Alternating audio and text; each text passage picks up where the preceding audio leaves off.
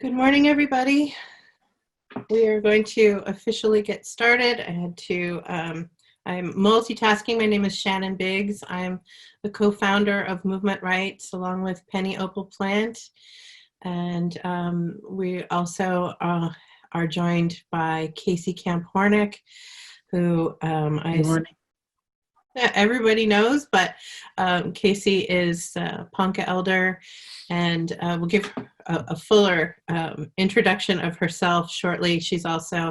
We're honored to have her as the chair of the board of Movement Rights, and among many other many other roles, mother, grandmother, traditional drum keeper.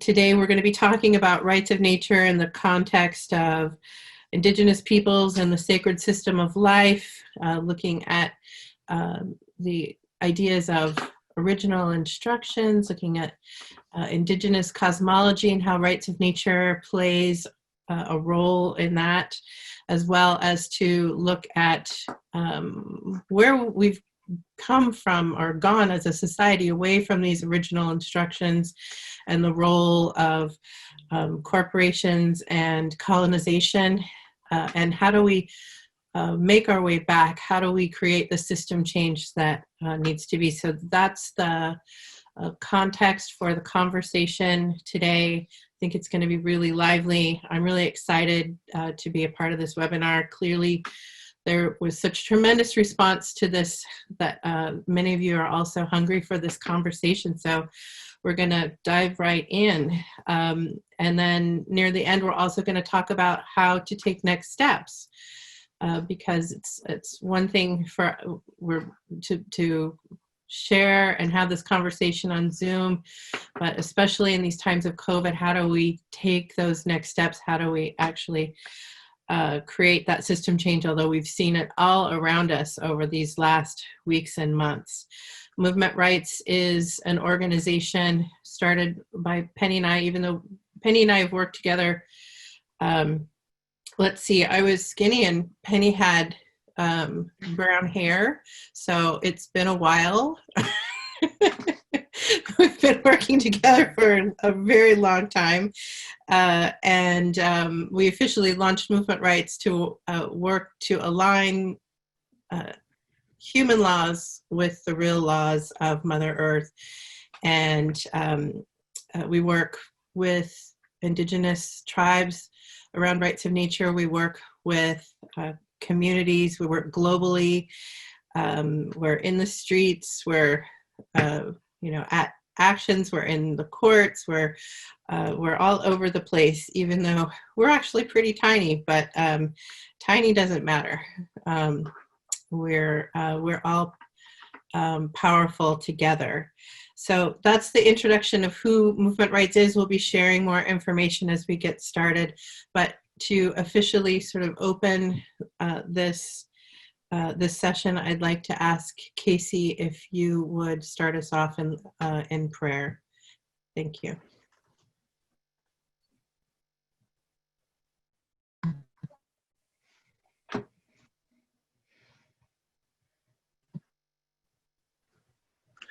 Computers are tricky. I just figured out I'm muted. Good morning, all. Good morning, Shannon and Pennie, and so many friends that have been popping up on the bottom and saying these nice things. It would be nice to hold you and hug you and see your shining faces and feel your energy up close and personal. But it also feels really, really good to be joining you today in this other way, this other web of life, this webinar that allows us time to come together.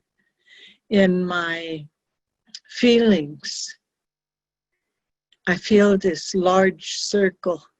I feel this large energy of all of us together in this huge circle. I was speaking a moment ago about a film I was in called Dream Keeper, where I had the honor of playing a sky woman, a sacred being of the Six Nations. And she lived in that other place, in the ethers.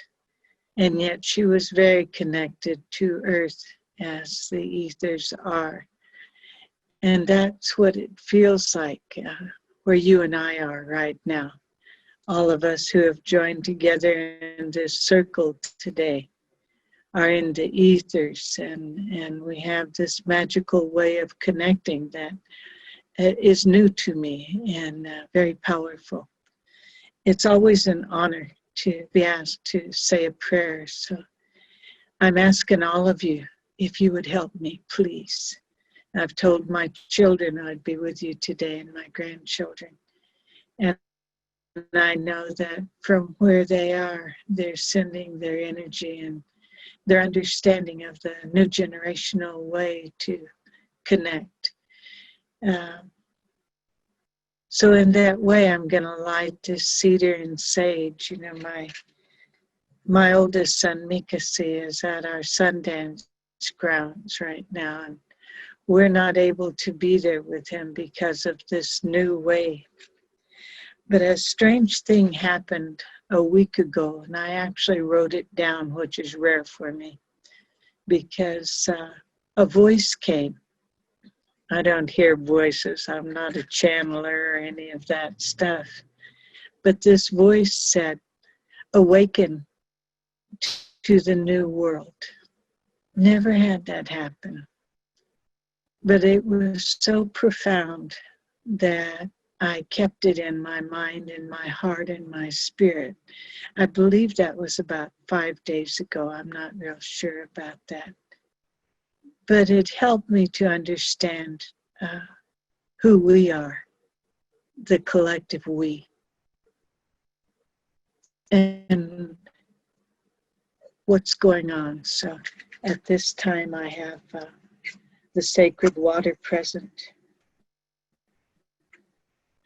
I have sweetgrass, sage, tobacco, and cedar here. And I'm asking them to help me.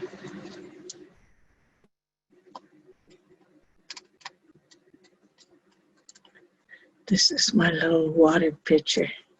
The tiny folks, the little people love it. Sacred water.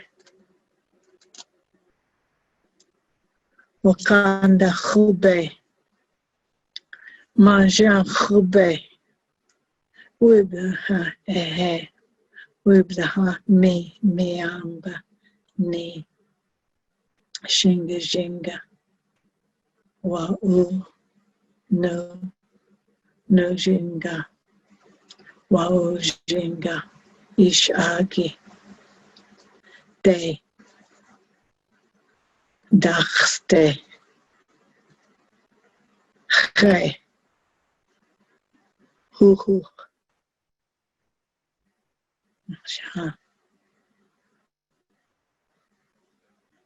Wakanda Khobe, Great Spirit, Sacred One. Sacred Earth, our Mother. Relatives, grandchildren, children, elders, men, women. Sacred waters,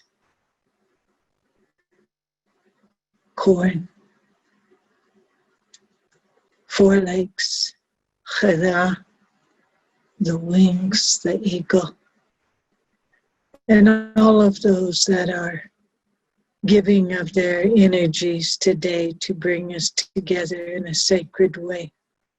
We ask you to overlook our shortcomings as 2 legs, as human beings. We ask when we look to the west, to the north, to the east, to the south, above and below, and in the beginning and the end. That you guide us today, guide our minds, our thoughts, our feelings, our sharing. If there are things we've overlooked, help us to find that. We give thanks that the sun rose today, that the moon guides the rhythms. We ask that this red road be open to us and that we truly send love and help and health to all those in need. Through this time, this thing they call a pandemic, we ask a blessing on that very little virus itself, that it take pity on us and help us to learn through this time how weak and light that we are, so that we can stand strong and not encroach on our relatives' territory, but to hold them up, those without voices, and to take care of each other in the manner in which we were taught in our original ways. There are many in the hospitals and the nursing homes. There are many unborn listening to us. There are many ancestors guiding this moment. We turn to them and open ourselves to the welcoming of this new world. Help us to walk with honor, dignity, respect. Thank you in all directions. We ask these things for all of our relations. Shannon.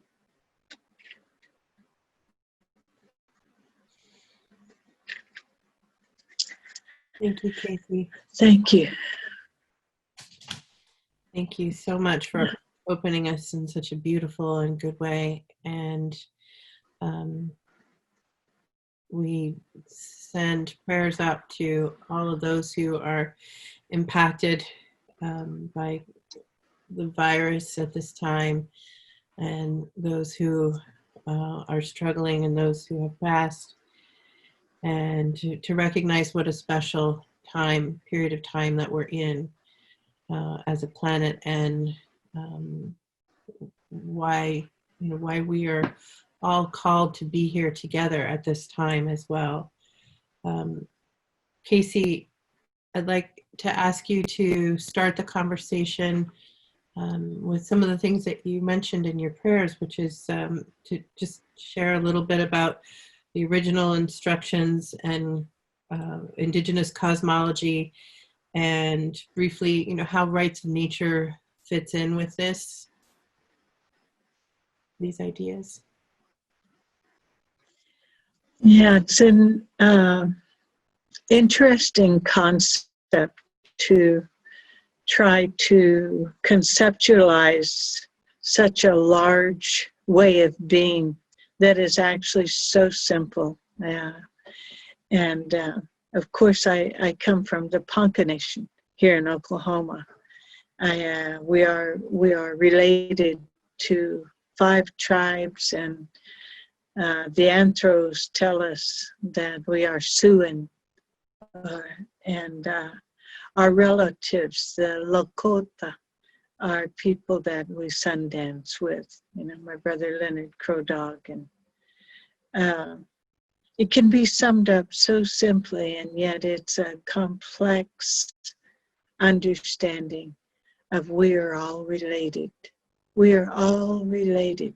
And Wakanda, the great mystery, placed human beings in a sacred circle along with others, not separate from, not above, not below, but in a circle manner that keeps us all moving in harmony. The original ways that my mom used to tell us when I was young was about being part of the Star Nation. Our people were, our folks are, before they embody on Earth.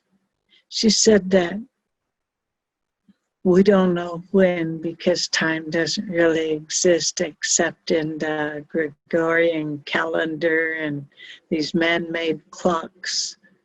But sometime there was an entity called Red Star Child. And this entity would gaze out with longing at this blue-green star and see the beauty there, see the sun rising, see the moon circling, see the buffalo, see the fish streaming in the waters. See the light flowing from the volcanoes. Watch the flow of all harmony and long to be part of it. And ask Wakanda over and over, let me be there, let me be there. Red Star Child eventually was given that honor to become part of this sacred cycle of life, as long as there was this understanding that Red Star Child, human being, had to fit into that sacred cycle in a harmonious way and would be allowed to be here in this sacred place we call our Mother Earth, Majahobe. And so that way, in the Ponca way, we understood that this place that we live is a temporary place, but it's a permanent place for our ancestors and children to participate.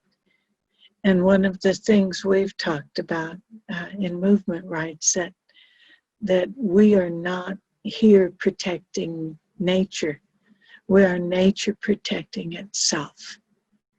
And that's how we came about. That is part of the indigenous cosmology from this place that I live. And in many places, the living jungle, the sacred mountains, the ice caps, the sweeping plains, all have been given a gift of existing in those places. All have their own cosmology, but it comes from a similar understanding, is that we are part of, not separate from, all that is.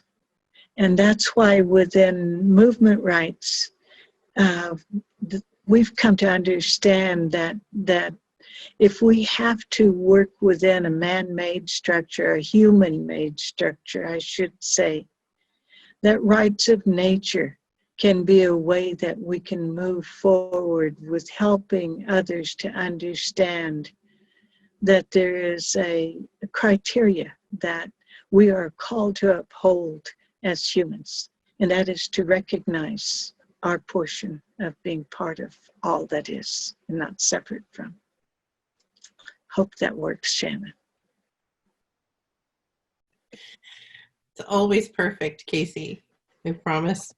Pennie, taking from this, how did we get so far away from this understanding that we are all so deeply connected with the earth and these ideas of original instruction? So maybe you could just sort of share with us the journey of humanity away from these beautiful ideas of living in balance with the earth, and as well, how do we begin to make our way back? Hello, everyone. Thank you all for being here. Thank you, Shannon and Casey. It's a beautiful day here in the San Francisco Bay where I live. The fog has rolled off of the bay and it's very shiny and beautiful outside. For those that don't know me, I was born and raised here in the Richmond, San Pablo area, and my mom was Yaqui and my dad was undocumented Choctaw, Cherokee, and European. And before I dive into this very long story that needs to be very short, I just want to say that in my family, when my grandson asks me a question, I always start at the beginning of the beginning of the beginning. And this is a really important beginning of how we got to this point in time. But I'm going to go through a lot of information and try to keep it kind of short. And you might want to, if something is interesting to you, you might want to do a little bit of research yourself on it. When I was a little girl, I looked around and saw that things were not right. Things were out of balance, and there was feelings that were so destructive around.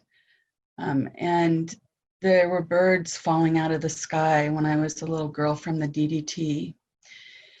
And so from a very young age, I started asking myself, what happened here? How did this happen? Because this isn't the way it's supposed to be. Something inside of me knew that this isn't the way it's supposed to be. And so as I, poked around here and there in trying to find information about what happened in this history, where I knew that human beings had lived a very different way, that we lived within the sacred system of life, not separate from it, where we were a part of it. And as a result of these lifelong questions, I've come to believe that part of what's happened is that colonization started, a few thousand years ago at the very least, with the people in Asia and Europe. So when I think about colonization, I think about it changed the way people relate to the system of life that we're simply a tiny, tiny little part of.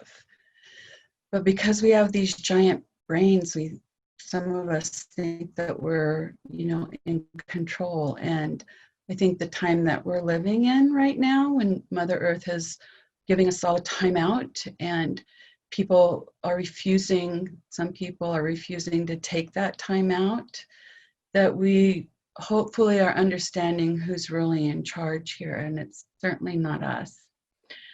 So when I looked at the people who arrived here in the 1400s and on, the late 1400s, actually I found out there were people up in the north coast of North America way before Columbus got here, and probably some of you know that, but they didn't come the way he did.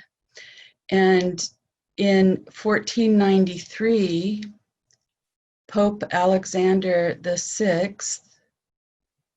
created the doctrine of discovery that essentially gave Europe nobles, at first it was just Spain and Portugal, the permission from the Pope to go wherever.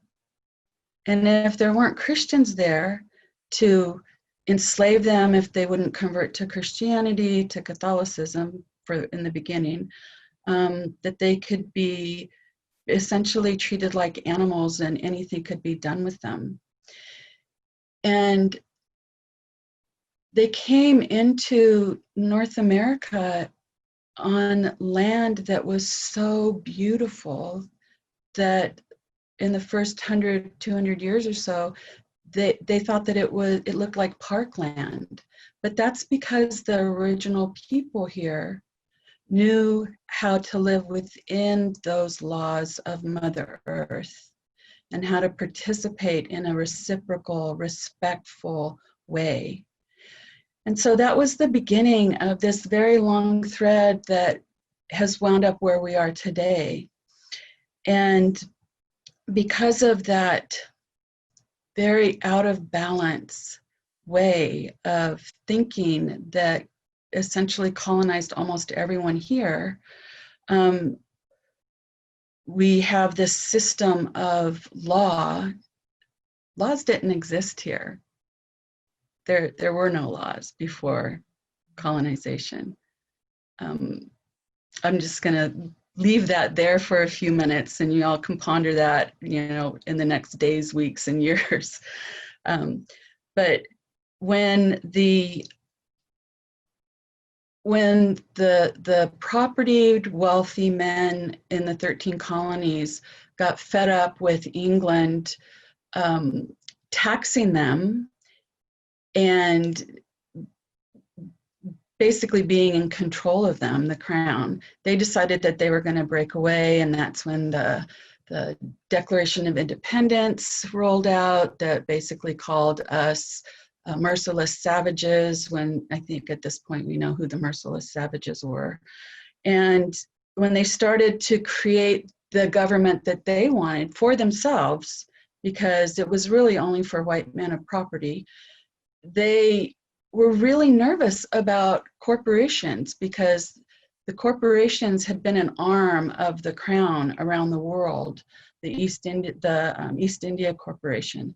And so they wanted to, when they created this government, to make sure that corporations were not going to be powerful here. So in the beginning, corporations were only chartered for a limited period of time, and they had to get permission from the legislature if they were going to be able to continue after that limited period of time. They could only have a specific amount of money to use on that project, and the projects had to be for public good. And there are all these boundaries around corporations at the time because the concern was that they would become too powerful. And here we are in this time that we're living in, and we're basically living in a corporatocracy. And we wind up here in this place where corporations can take your land. They can poison your water. They can destroy the air that you breathe. And not just here in North America, but all around the world, because the United States has exported that around the world. And we know these big multinational corporations that were started here, that are around the world, harming our relatives on other continents. What else did they bring? They brought the idea of property rights. You know, Chief Seattle said, how can one sell the air? Well, now we know how they can sell the air. They're using it to measure the amount of carbon that trees sequester. And that program is harming indigenous forest dwelling people around the world. But they finally figured out how to sell the air. It's just outstanding to me. But we didn't have those kinds of concepts at all. And I think when Chief Seattle said that, it was especially strong message about how indigenous people, essentially in North America, people are different, just people, you know, in other parts of the world, but in North America, by and large, people had no property rights. They didn't own land. Everything was held in common. In some tribes here on the Northeast coast, the most wealthy families to be considered the most honorable would give everything away in a sharing economy. And they also brought hierarchical systems that a lot of tribal nations here didn't have. There was an equal balance of power and responsibilities that were different, and authority between male and female and all the ones in between. And they were respected. After the White House was built, there was the Zuni people sent their most respected diplomat to the White House. And that was a two-spirited person. So this was early on. I'm sorry, I don't know the year. Probably, you know, at least 150 years or so ago. And those white men in the White House, they didn't even know what to do with this person. They hadn't ever seen any person like that was honored and respected. And so I'm just giving you a little bit of information about this clash of cultures that happened that was so profound and so severe and was so shocking that it took Indigenous people a while, you know, to get to where we are today, seeing that what has happened has impacted the entire world, what's happened in the United States, because of the wealth and the power here that was gained by stealing an entire continent and then making this country rich on the backs of kidnapped and enslaved people from Africa.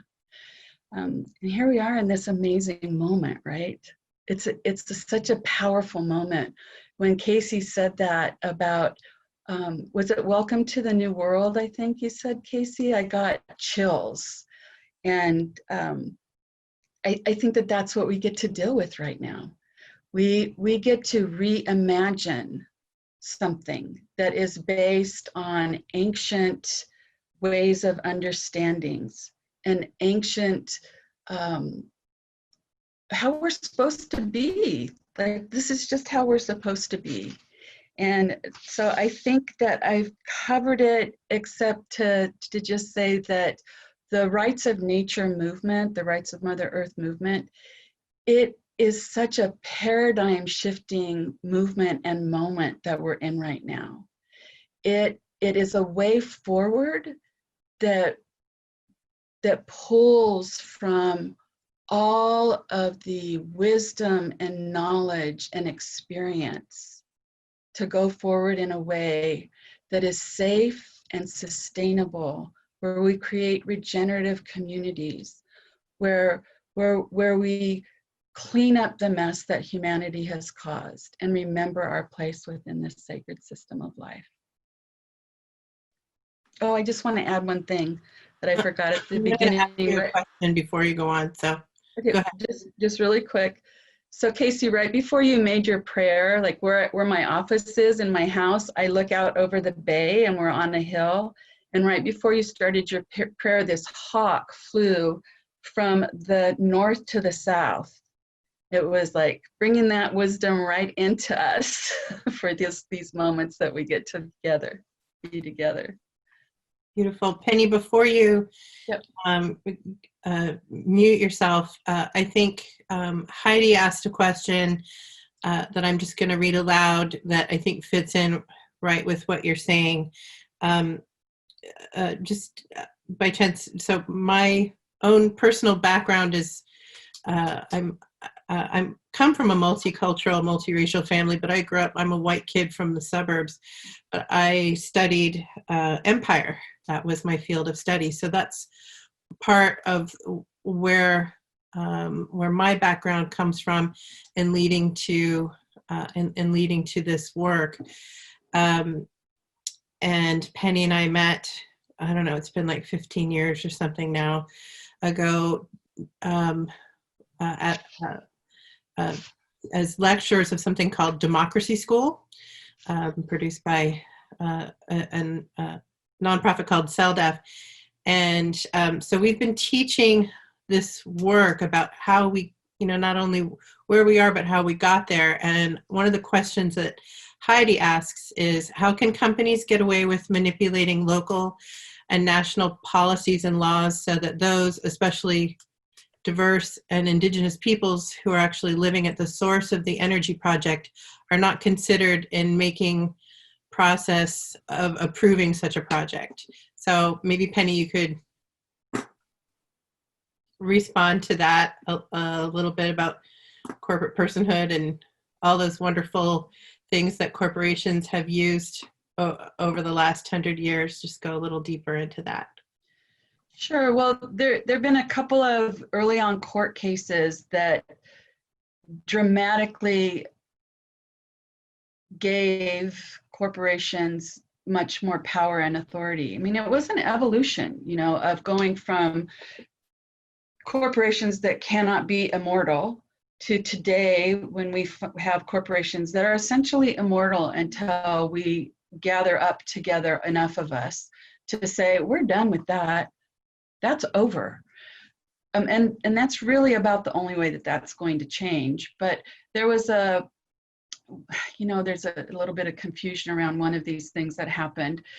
They say that it was a court clerk's error in saying that corporations have the same rights as people. But it's hard for me to believe that a court clerk's error actually made it that far. So I think there was something probably a little more nefarious that happened there.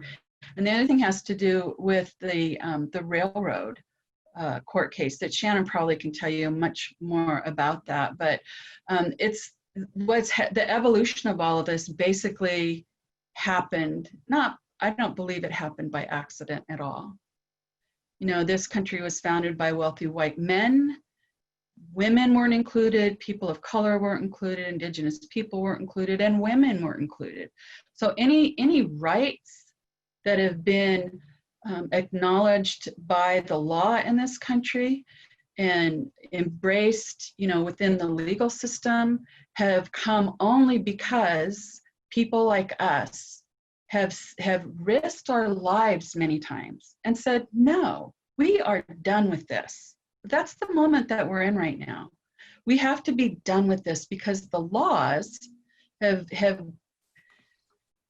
you can tell it's exasperating to us that the laws have given the corporations more rights than we have as human beings. We can't tell an oil company, no, you can't put that pipeline through our territory or through my yard or through my ranch, whatever. No, you can't do that. And when you look at where they do these things, they're not in wealthy white communities. They're with people like all of us on this webinar and our friends. You want to talk about that Santa Clara case a little bit, or is that good? Sure. I think that, just to say that over the last 150 years, the Supreme Court has gifted corporations more and more power. So we've gone from where Pennie started, talking about how corporations were initially chartered not that long ago to provide a public good, to a place where they've been recognized as a rights holder. Apart from being just fundamentally against the idea of rights are something that are shared equally by all. And so recognizing corporations as rights holder is actually what it is. It's a privilege because it allows corporations to, have a permit to carry on an activity that has been deemed legal, like fracking, in a community, and say this is a legal activity. We are within our so-called rights to do this, and it's no coincidence also that this transition of what Pennie was talking about, of the role of corporations, changed right after the end of the Civil War, right after it became illegal to own other people. This country was founded on stolen land, on the backs of slaves who were taken from other countries, and that was the engine of our economic system. And when the Civil War and the 14th, 15th Amendment, quote unquote, freed the slaves with the same, with stroke of a pen, recognized that corporations are persons with, with these vast powers. And over time, through the Constitution, through the Commerce Clause, and on and on and on, has been this accumulation of power. And we see that, look where we are.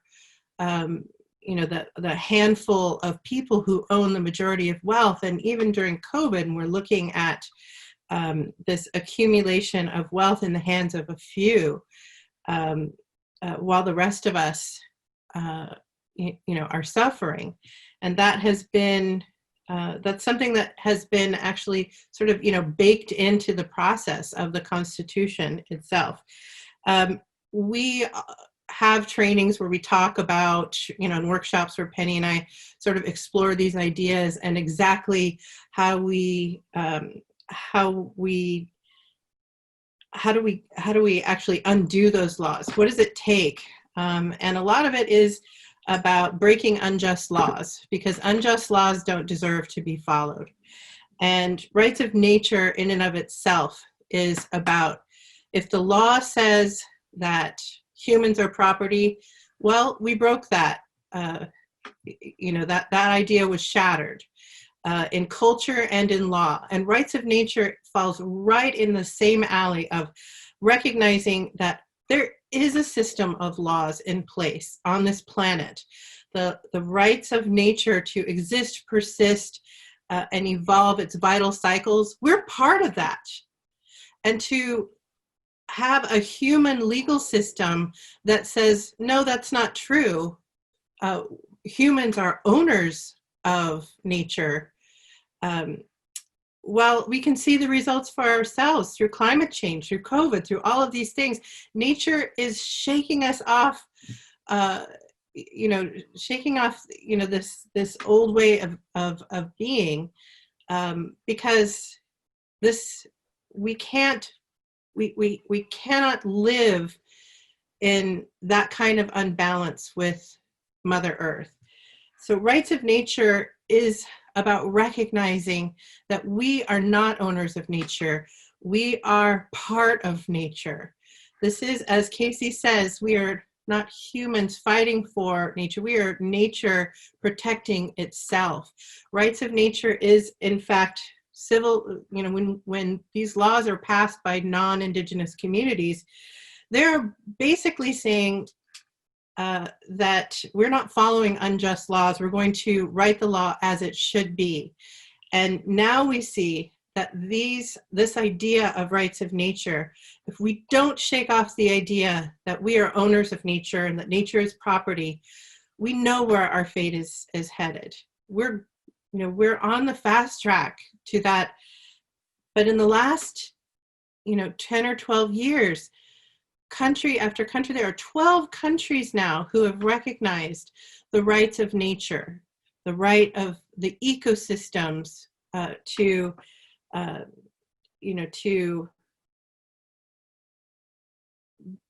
do their evolutionary thing, and to put humans in proper perspective of we are part of that.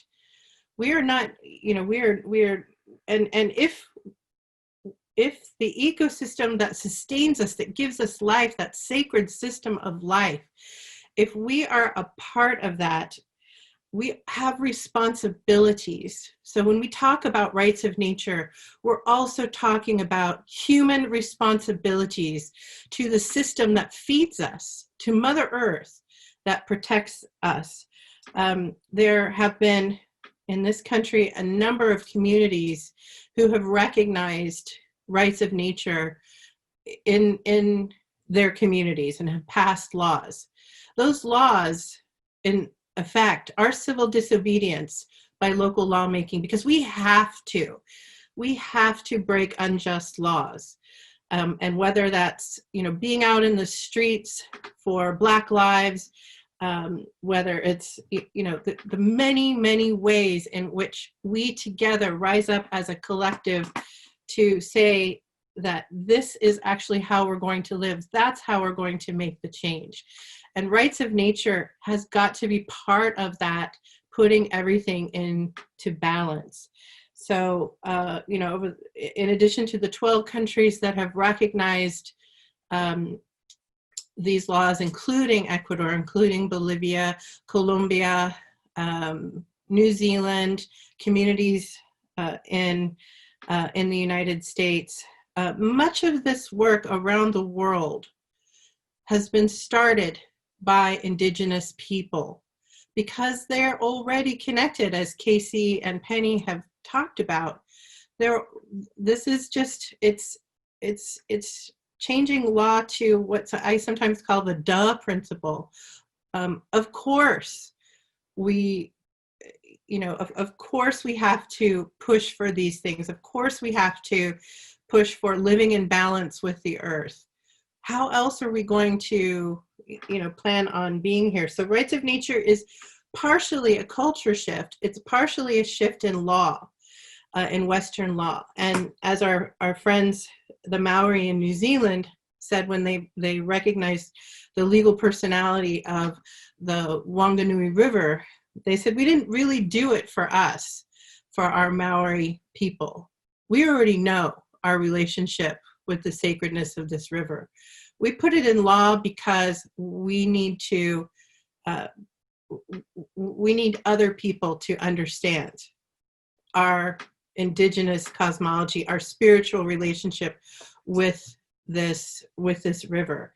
And that's how we begin to shift culture. And the law, which is, the law is sort of how we use power to enforce a particular, vision of the world.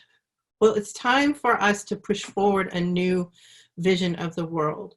And so to talk a little bit more about that and talking about how this relates to Indigenous cosmology and how we actually change things on the ground, Casey Camp-Horinek was led the Ponca Nation of Oklahoma to become the first tribe in the United States to recognize the rights of nature in tribal law in North America. Now, of course, there are a number, I think 5 or 6 other tribes that have begun to pick this up, and we see places like even in Toledo, where they passed recognize the rights of Lake Erie. This idea is growing and it is powerful. So I'd like to ask Casey to talk about the Indigenous leadership for climate justice, the Ponca law, why you chose, why this felt like something that needed to happen. Tell us a little bit about the story of the Ponca Nation, and then we'll talk a little bit about the sort of next steps, our iron forums, and maybe you could share a little bit about that as well. Thank you. Yeah. While you're saying all that, I'm thinking, is that all, Shannon, you want me to do? It's a big deal. I was fortunate enough to become an elected official for the Ponca Nation, served for 4 years. I think groundwork also needs to apply to how that function happens, that so that we have sovereignty, whether it is something that is being exercised or recognized. The Indigenous peoples of the Turtle Island have a relationship that is a government-to-government relationship with the colonizers, the United States government. And by virtue of the treaties that were made with us, which is the supreme law of the land here, according to the Constitution that was kind of co-opted again from Six Nations understanding of how one puts together a government. We are beginning to understand how we can exercise more and more of the sovereignty that we know that is inherent, that Wakanda, that Mother Earth recognizes, that the natural laws recognize, that there is an inherent understanding of how we live. And we feel like we have to begin to break the dominion of these corporations that Pennie was talking about. We have to begin to exercise the lawmaking process. So things like the free, prior, and informed consent that come with the United Nations Declaration on the Rights of Indigenous People are indeed honored.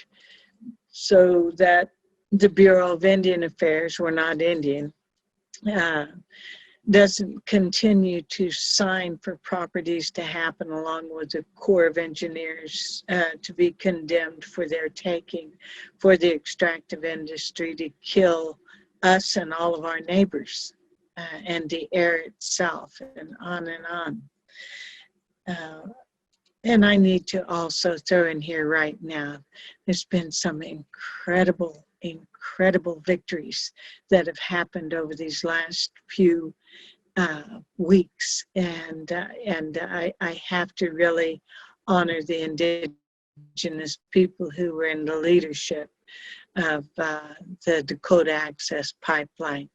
My daughter Joy Braun and the group that were with her, LaDonna Harris, Casey Camp-Horinek, and thousands of others. My sons, Jeff, Desamade, Majana Paji, it's granddaughters, daughters, relatives that went to Nishude, the Missouri River, as a source of life that needed to be protected for the 80 million people and relatives of all shapes downstream.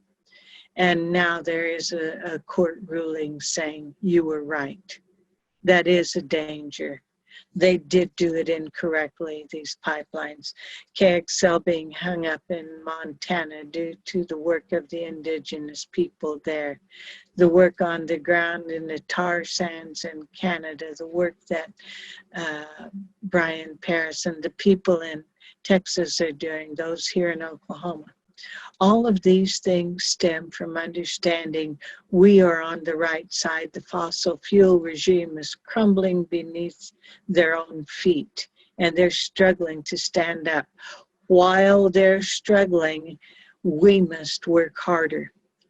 And so we come to the place where we are looking at how do we utilize a strategy, a tool that recognizes the rights of our Mother, the Earth, as she has sustained us for all these generations. And we look at every tool that we can. The sacred corn of the Ponca people came back to us. And during the time of the Cowboy and Indian Alliance and the treaty that we upheld from 1854 between the Ponca and the Yankton, had never been abrogated by the two tribes. So we were holding the United States feet to that fire as well and saying, you cannot, according to our treaty, come across with KXL, as we have joined with our relatives in Nebraska, as well as South Dakota, Wyoming, Montana, and up to the tar sands to allow KXL to defile the Oglala Aquifer, to cross this sacred land and kill us all.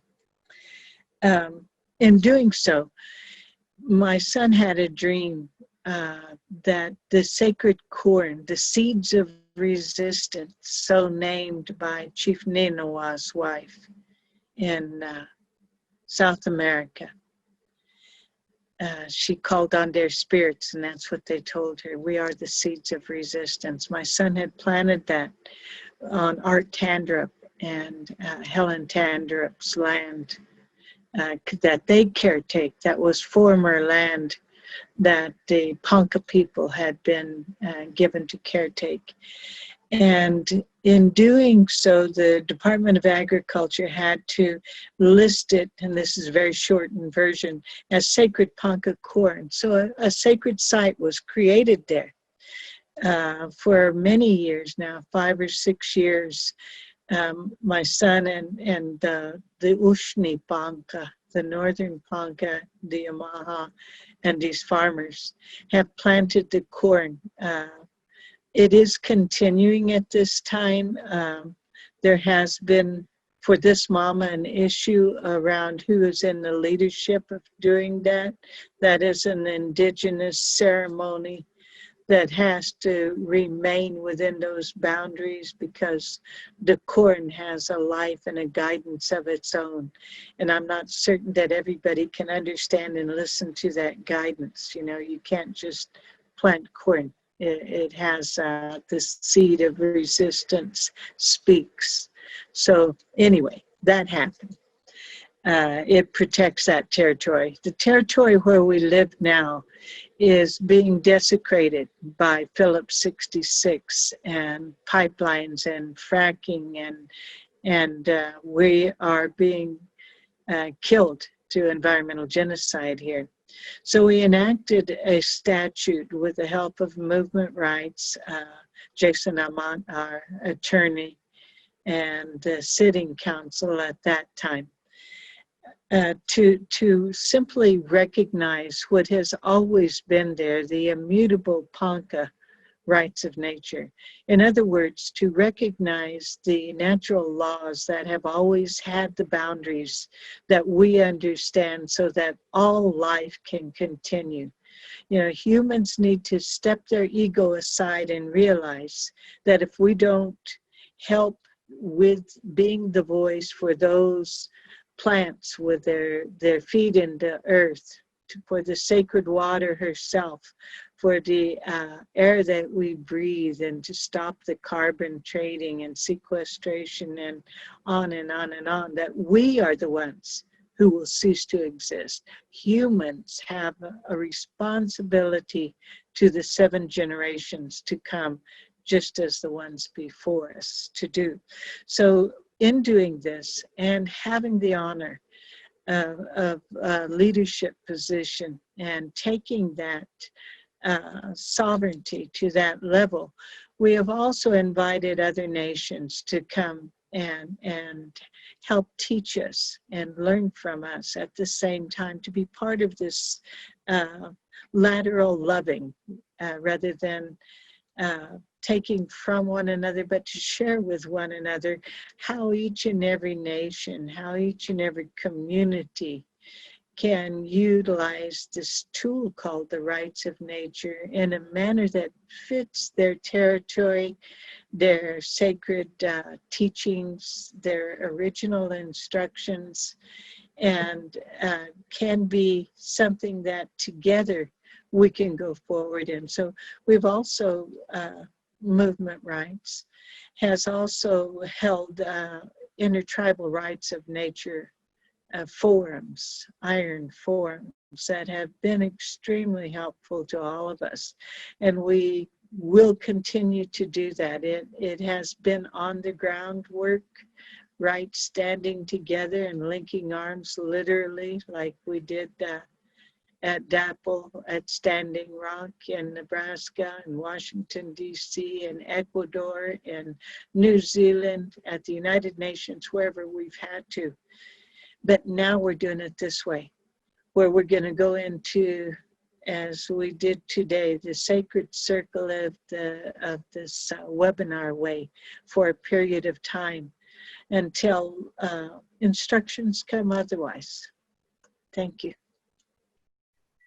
Thank you, Casey. I'm just going to really quick show a little 1-minute snippet of what this work looked like in Ponca when we were once able to gather in groups, and then also share a little bit about now that we're now that it's more difficult to be able to do that, what does this work look like? So bear with me while I figure this out. Congratulations to the Ponca Nation of Oklahoma on making history by becoming the first tribe in the U.S. to recognize the rights of nature into law. The Ponca Tribe lives in Oklahoma, which used to be known as Tornado Alley. Now it is the earthquake capital of the world due to fracking, which is also causing illness and loss of life, both natural and human. In our tribe, we have a funeral a week now. We are being fracked to death. By giving nature the legal rights of a human being, known as the rights of nature, the Ponca Nation will begin to align human law with natural law, to ban fracking and protect both people and the environment. We, the Ponca people, will be the first nation to truly enact the rights of nature.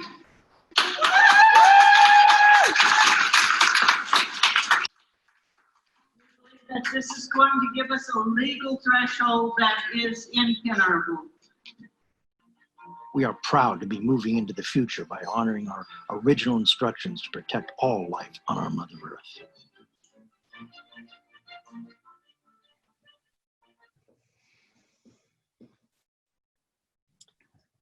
And so... Hey, my name's D. Wayne. Oop. Welcome back to Now You Know Nebraska.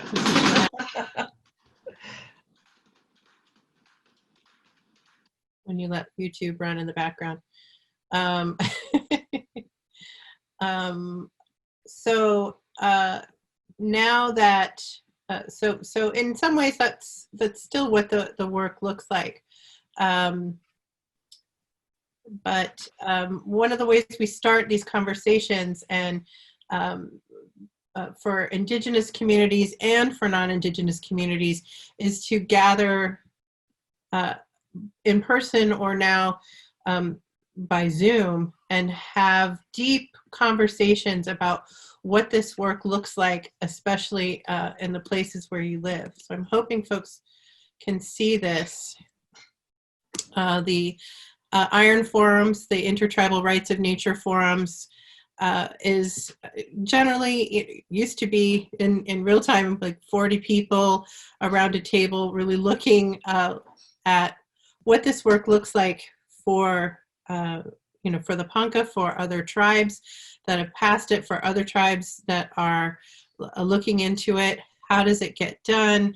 And really provides an opportunity for a real conversation to sort of ask the questions, especially for those tribes who are interested in how this might fit with the needs of their tribe and why they may or may not choose it. We don't anticipate that everybody who explores this idea actually takes it into action, but it's definitely something, it's an opportunity to have that gathering around a trusted circle.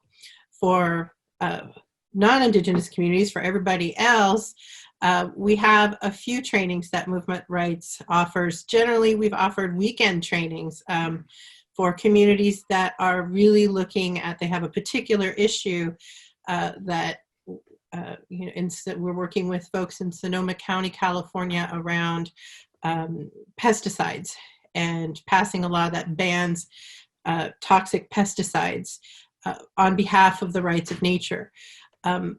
But there are many ways to implement these ideas. And for those who are interested, the poll indicated that a number of you are interested in hosting a discussion, a forum to start that conversation in your communities. And for those who just want a little more discussion, a deeper dive into what Pennie was sharing about how we got here and what does that look like, and whether, and not just limited to rights of nature, but from local, state, and international campaigns, how can we have the most impact? So our corporate power, social, and climate justice workshops aren't specific for just communities, but it does still focuses on the evolution of corporate dominance, which has led to this climate disruption, and what are the ways that we can move back. If you have interest in any of these trainings, you can contact me directly. You can look at our website, we have a little more information, but you can contact Shannon at movementrights.org. And okay, so I know we have a number of questions that people have been asking. So we're at that portion of the of the seminar. I'm going to see if I can change this to gallery view so you can see us all at the same time, and just go through. I don't know if some of the. This is a good question from Mary Gomes. Did the recent Supreme Court ruling on Indigenous sovereignty in areas of Oklahoma present any new opportunities to establish rights of nature in these areas? Casey, you're on mute, if you have any thoughts on that. It's up in the air right now. Depends on, there are many factors, I guess I should say. I know that the Cherokee Nation has been looking at rights of nature and has done some work towards that. They're a bit more cautious, I believe, in their approach, or at least that, from my appearance, and I could be wrong. I think that right now, it is pretty much around the criminal aspects. In other words, if you have done a crime within that Indian territory, they're calling it, or reservation land, you would probably have to go to federal court as opposed to state court. Certainly for more minor things, you would be going to tribal court. It's kind of where we are right now, still. If someone comes into that territory that is non-Indigenous and creates a crime, they still cannot be prosecuted in Native courts or or would be taken by sheriffs to their own territory. The rights of nature still would be an uphill climb, but I believe in exerting sovereignty. So I believe that if those particular areas are looked at, that they certainly can be pushed right now. The Department of Justice, the Attorney General of Oklahoma, are very quickly and have been for the past few years since this court case came up, trying to create a situation where they will go to Congress and disestablish this reservation status ASAP. I'm guessing that if the same people stay in office, the Inhoffs, the Langfords, the Trumps, the right-wing people, that this will, those that like Jackson, right? That this will be dissolved as quickly as possible. So right now we're still in limbo. Thank you, Casey. I'd like to answer Barbara Ford's question. Barbara, hi. What kind of support is needed for movement rights at this time? Financial, project support, etc.? Thank you for asking that question. Yes, yes. All of the above. All of the above. The work is not done in Ponca. We have Casey has exciting plans moving forward that, we hope to be sharing soon. But all of this work, including providing, the opportunity to engage with other tribes who are interested in this work, it does cost. It does cost money, and we will be putting a link to make a donation. All of the donations that come in through the month of July will go directly to support our work with the Ponca Nation and the Intertribal Rights of Nature forums to work with other tribes as well. So every donation, every dollar of your donation will go directly to support that. So in just a minute, because I can only multitask so far, I will post the donation in the chat. But basically, if you go to our website, www.movementrights.org, you'll see a link at the top for donation, and you can do it that way, but I'll provide the link in a moment. So thank you, Barbara, for asking that really, really important question. Anonymous, always so interesting. So Anonymous has asked, there's so many questions. Sorry, I have to find Anonymous now. Where did it go?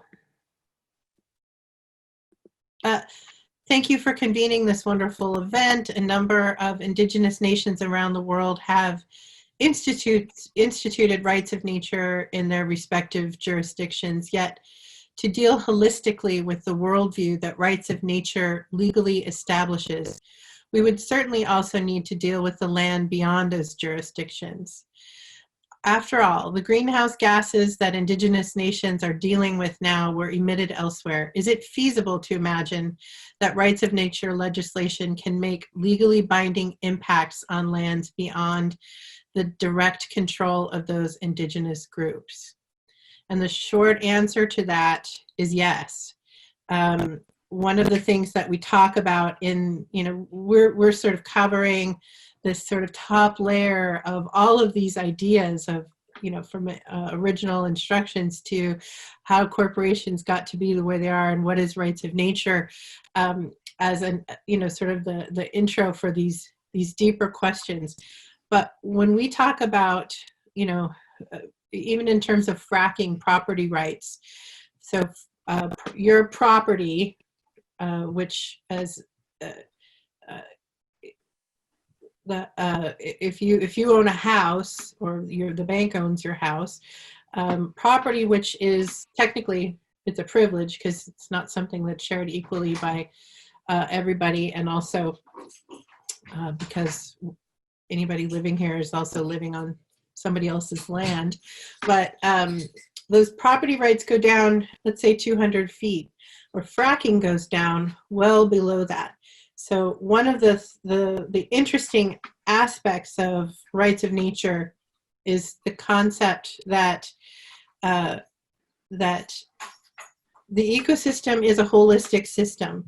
It doesn't recognize the municipal boundary or the state boundary, or the boundary of the, that the air travels, that birds travel, that everything, nothing we have done is in this human construct has any real relationship to the way the earth actually works.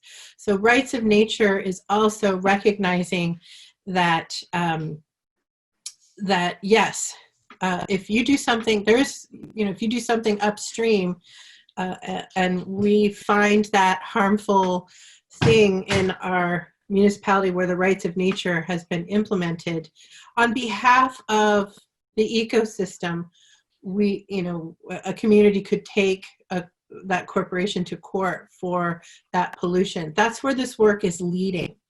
And with every community that passes this work, with every tribe, with every nation that recognizes it, even at the at the federal, the national level, we are creating that shift toward.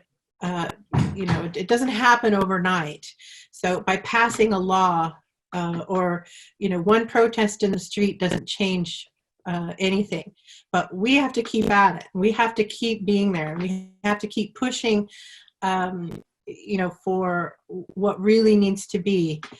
And these laws actually put in legal language that yes, we recognize that within this jurisdiction of this tribe or this municipality, that that nature doesn't recognize that jurisdiction, and so we show our responsibility to that ecosystem in the courts, on the streets, in every which way. So this is where this is one of the things that the Ponca Nation did in their rights of nature ordinance.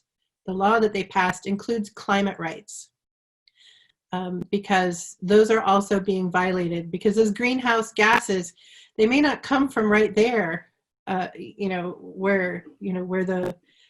they come from a factory somewhere, and of course all of this moves, and it's like Pennie was talking about, how do you own the air, and this is part of just sort of undoing this colonial system, and the rights of nature does in fact take this into account. And we look at the children who recognized the rights of climate in Colombia. They took to the Supreme Court the idea that they as the next generation had a right to climate. And one of the things that the U.S. Supreme Judge in Colombia said is that the Amazon has rights, that the climate has rights, and that they actually had took it one step further to say, yes, future generations have rights, but tangibly, the Amazon must have rights now. And tangibly, we must recognize that the climate has rights now. It doesn't mean everything's going perfectly and smoothly in Colombia or anywhere else, but this is where this work leads. Does anybody else have anything to say about that? Yeah, do you, Casey? Do you have some thoughts? Yeah. Okay. I have a few things to add. Thank you, Shannon. And one of them is when we think about how long the scientists believe human beings have been here exactly how we are right now, in the same brain, body, and so forth, it keeps getting moved back. I think now it's between 200,000 and 300,000 years.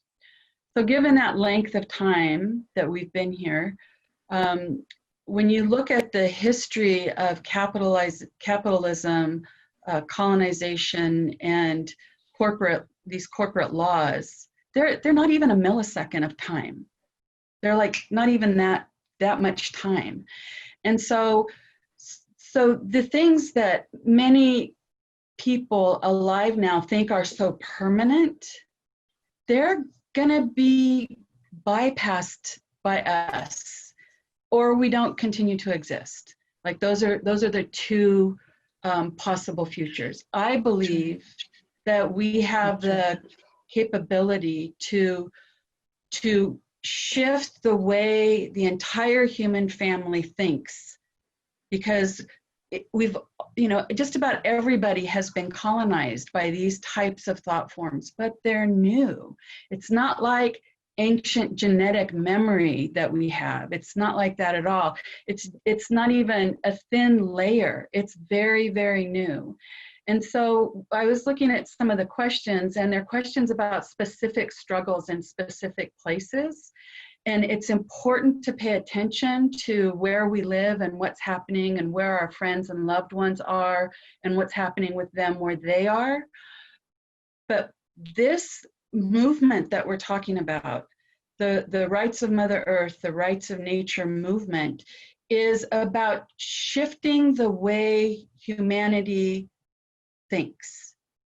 The way we think we're supposed to think, because of all the conditioning that we've had since we've been children, is not the way that is going to be successful for us to move forward, given all of that's put on each individual person, unless you're lucky enough to not have had any of that happen, which that would be awesome, right? But it's so temporary. And so what we're really looking at is a foundational, rooted change in how people think. And I really like to promote the Declaration on the Rights of Mother Earth that came out of the Cochabamba People's Climate Summit. It's really a paradigm shifting document for the time that we're living in, especially for people that don't have any background in original instructions, the how everything's connected and interrelated, all of the things that Indigenous people have known since the beginning of time, and that scientists are in my lifetime starting to unravel, like, oh my God, we're all related, DNA, or oh my God, string theory, it really is all connected. Every time something like that happens, my husband and I laugh, like hard, because we've been trying to tell you all that for a long time. But this shifting of how we think is something that each one of you can do. And once you have that in your body, once your cells have absorbed that way of thinking, then when you talk to other people, it's going to come out. And that's really what needs to happen. When enough of us have it under our skin, then there'll be a shift.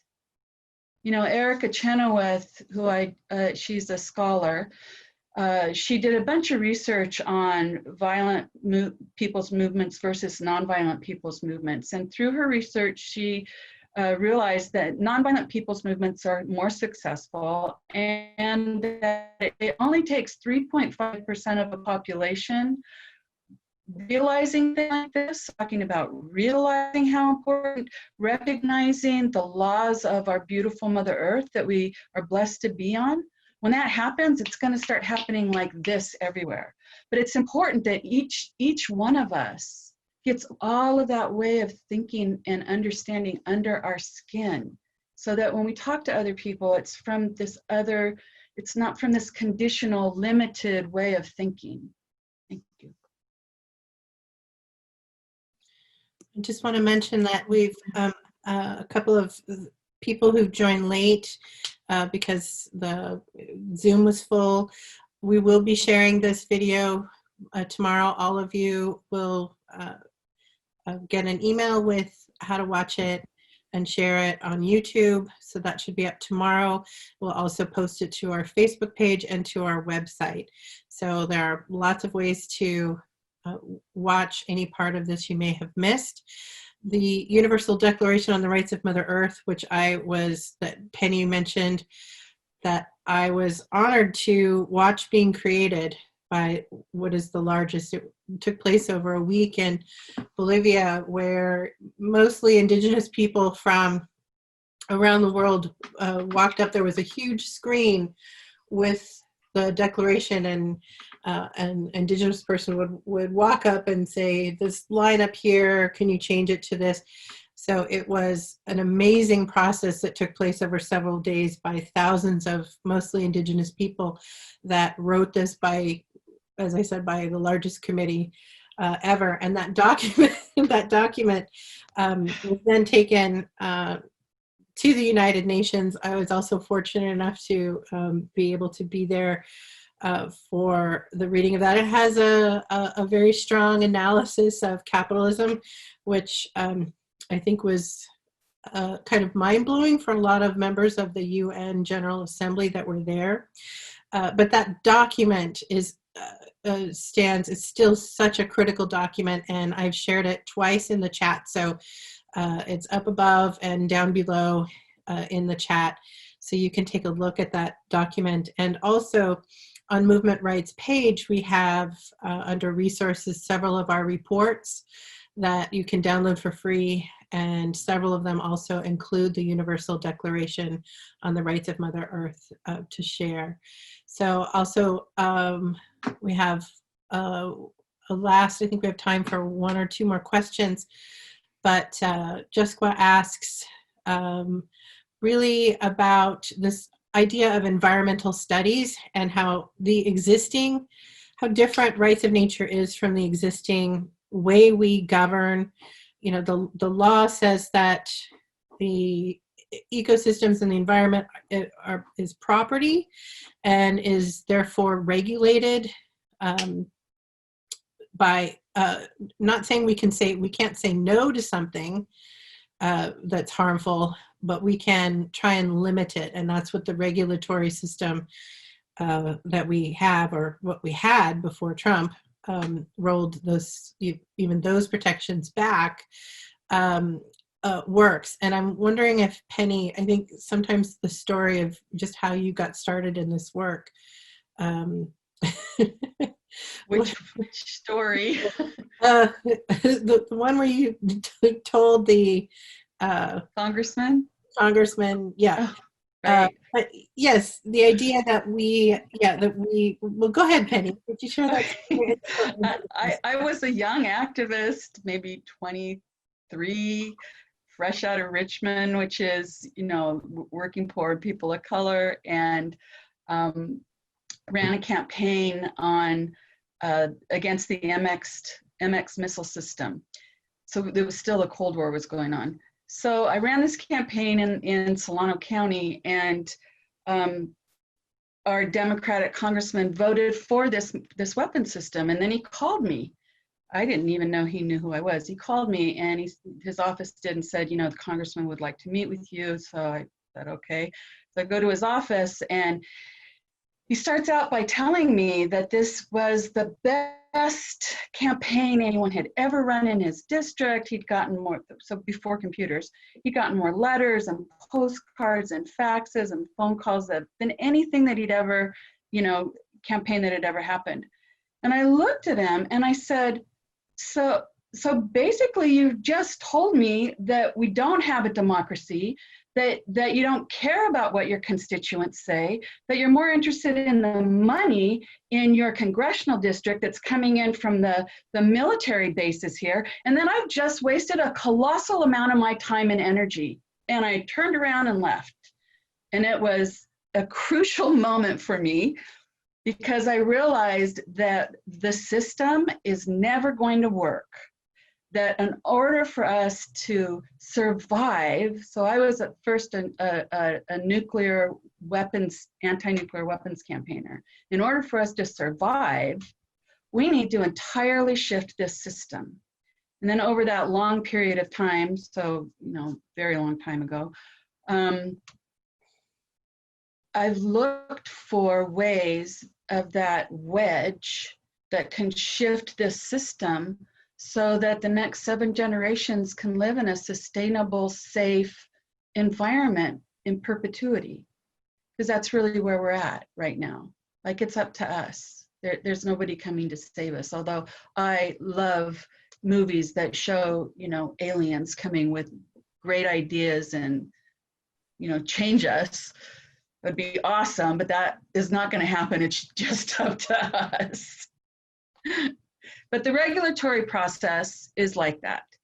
So in some of the trainings that we do, we call it the regulatory shoot, because the corporations come out and they say they're going to do something harmful in our communities, and then we, raise the alarm and do all this work, and then they do an EIR, and then the EIR comes out, and we get some scientists together, and they go, well, these are the things that you can talk about. It's not about clean water. We can't talk about clean water. We can't talk about things that have proprietary protections under the law that are poisoning us. We can't talk about that. There's all these things that we can't talk about. And when we go and pour our hearts out, that's just poetry to them. It means nothing. It has absolutely no meaning to them. I still do it. I still do all that stuff. Like we still do that sometimes. Makes us feel a little bit better to feel like we have a voice. They don't take any of that into consideration. So when the EIRs come out, we can fight them, but we very, very rarely win. And so this is another way of shifting the system. We really have to shift the entire system of law in this country. Absolutely. And we're closing down here, and it's time for the end of our webinar, but we have a couple of questions. I just want to read them out, and then maybe our panel can answer them. Olympia, you ask a question, and I'm not familiar with the name of this tribe, so I'm not going to try and mispronounce it. Kumeyaay. Kumeyaay. Okay, thank you. Currently, the Kumeyaay Nation, as well as other binational tribal people, are exerting sovereignty at the border. How can these groups connect with Indigenous-led environmental groups for support? And then also, what have been successful legal defenses, if any, to climate emergency activists, civil disobedience actions based on these or other theories? I think that we cover that in our larger training, the corporate power and climate training, but I'll let our panel also consider that. And Donna again says, since today is considered tax day for the IRS, can we say something about paying land trusts like the Segurite here in Ohlone Lands in SF East Bay? And so I open it up to our panelists to address any of those questions, and then we'll say our goodbyes.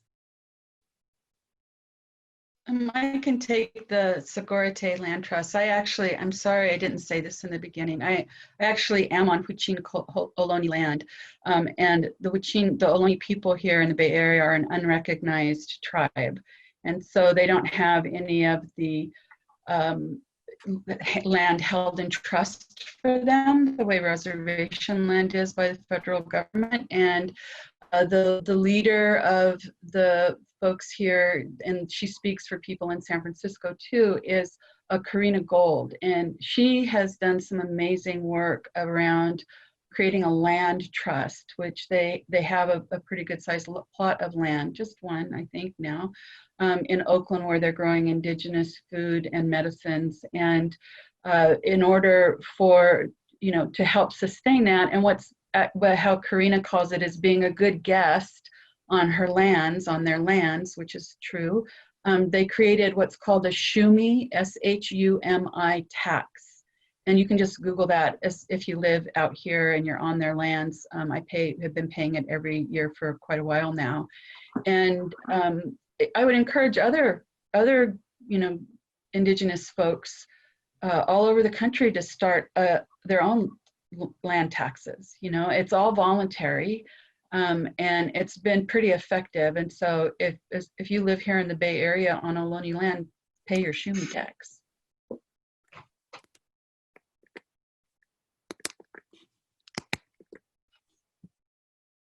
Any thoughts on the question about how groups like the Kumeyaay can be in connection with other Indigenous-led environmental groups for support?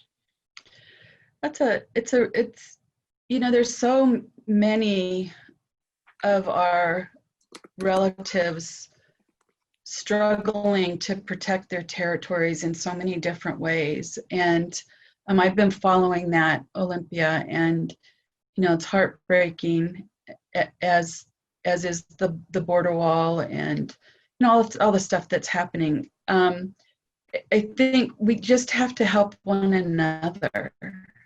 You know, a lot of it, I think, is providing emotional help, because it can be pretty discouraging for us to, you know, be involved in these struggles to protect and defend everything that we hold dear and love, and make sure that it's there for the coming generations. But the bigger picture of shifting the entire system is, for me, out of decades of, you know, being on the front lines of doing my best to protect and defend the sacred system of life, that's the best solution that I've been able to come up with. But, you know, we should all be talking to each other. We should all be supporting each other and sharing each other's information, and, you know, be there for our relatives. I'm so glad you're on too, Olympia, and other friends of mine. So glad that I saw your names here. Thank you so much.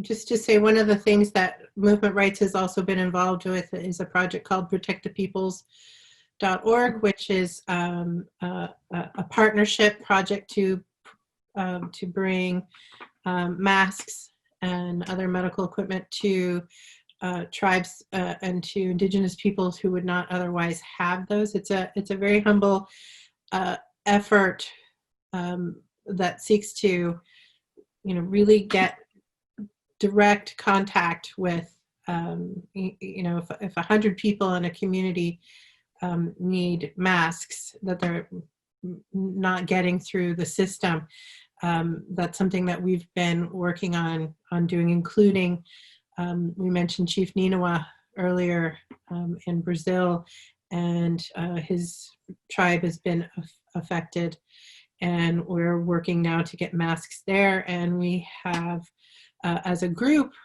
raised over $200,000. It's an all volunteer effort to put those masks into the hands of people. And we've already put roughly 100,000 masks into the hands of people, and for tribes and Indigenous communities that wouldn't otherwise have them.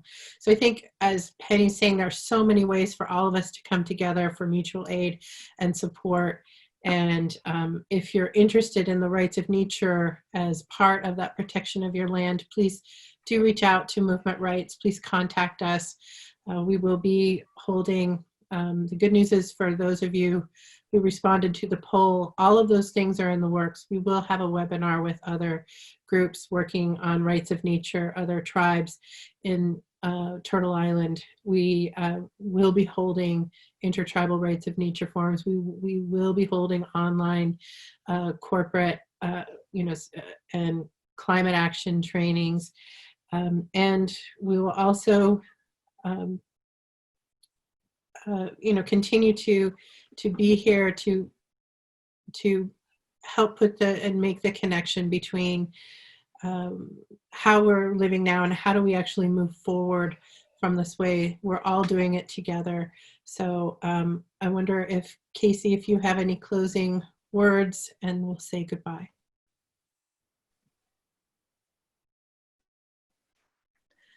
Many things have been coming through my mind and spirit right now. I'm remembering the way I've been taught is that everything begins within oneself. And so our first obligation is to look within ourselves and strengthen ourselves so that we can do the things that we need to do.